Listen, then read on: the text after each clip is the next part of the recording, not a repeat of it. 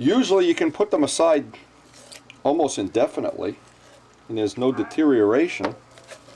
And with so many people doing these cowls now, smooth on release agent,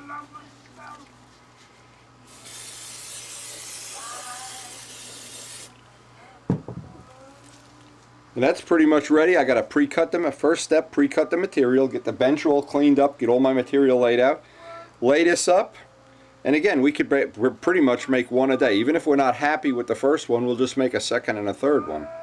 But the whole trick is right now, imagine how much carving goes into making that, as opposed to the hour or so now it's going to take me to lay up the cowl.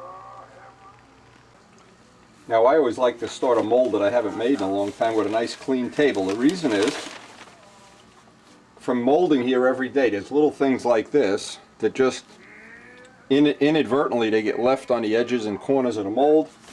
And I want to start with cutting up the material. Now in this case I'm going to try to lay up a lot of very thin cloth because there's a lot of edges and corners and things I have to work with here. So one of the tricks is when you have this many cuts and corners and edges and whatever, if you try to lay in one piece of thick, it pulls away from the corner. And also we're going to have to get some Cabosil, make some paste for all these corners. Now the first step is to mix up. In this case I'm mixing a little more resin than I need to do this mold, and I've got a little bit of black dye in it because we got so many corners and edges and angles. This is a very difficult mold to get to come out nice, and I want to get all the corners. This is the West Systems colloidal silica. It's really just a filler, and you can use Cabosil. I just don't have any Cabosil over there now to make a paste. And once this paste gets to be the consistency of, I like mayonnaise, but some people like peanut butter. That's how they define it in the world of molding. Now what I'm going to do is just try to paint the whole mold with this as this first step.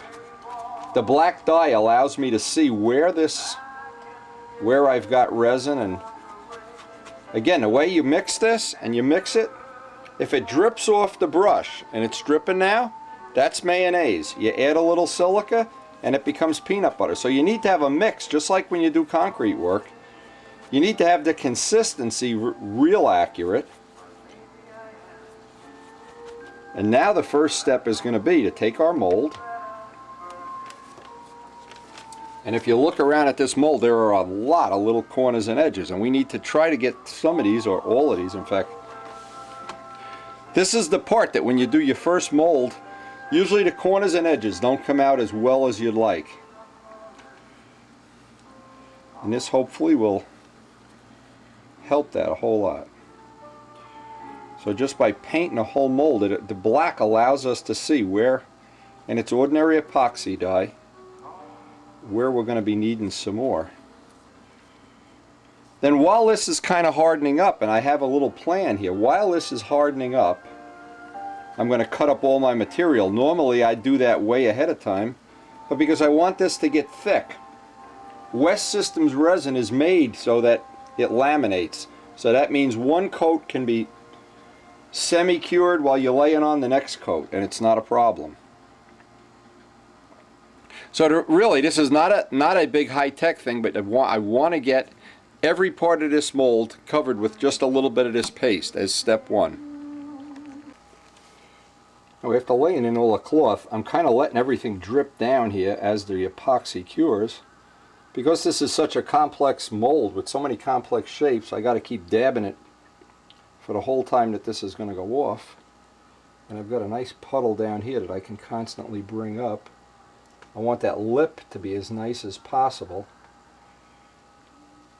Now normally some of these molds you can just walk away from. I don't think this is one of them, because I'm trying to create that lip in the front. And I put some carbon fiber in there, some tow. And again, just I guess the right word is babysitting it here. We're going to babysit this probably for another hour. I just want to pick up as many of these little edges and areas as I can. Every once in a while turn it over, and I put carbon fiber down in this edge too, because the epoxy, even at this stage, it tends to run down into the corners. the cabosyl, that colloidal silica that makes it thicker, so you really have to babysit it. And I'm hoping I can get a nice copy of this cowl for Rich. Obviously he's pretty excited about having that motor in there now. That's going to change everything. Just like having a new toy. It's always nice having new stuff. And there's that edge I have to work right there.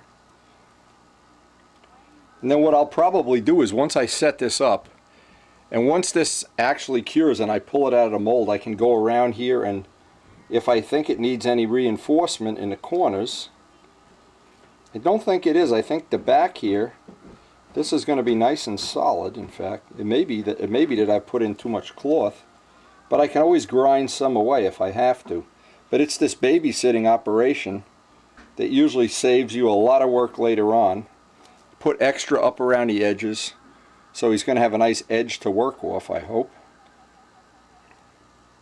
And he's done this before. He's done it more than once, in fact, so he knows how to get that edge and get his bolts in position. And it'll be really, I think it's going to be really cool when you look inside this. This really is a giant opening. You look inside this opening and you see the 90. And he could take some of that aluminum polish and polish up the fins if he wants. The Ro Jetts polish up instantly. You almost can polish them in a half an hour or so. You can turn it into a Harley engine.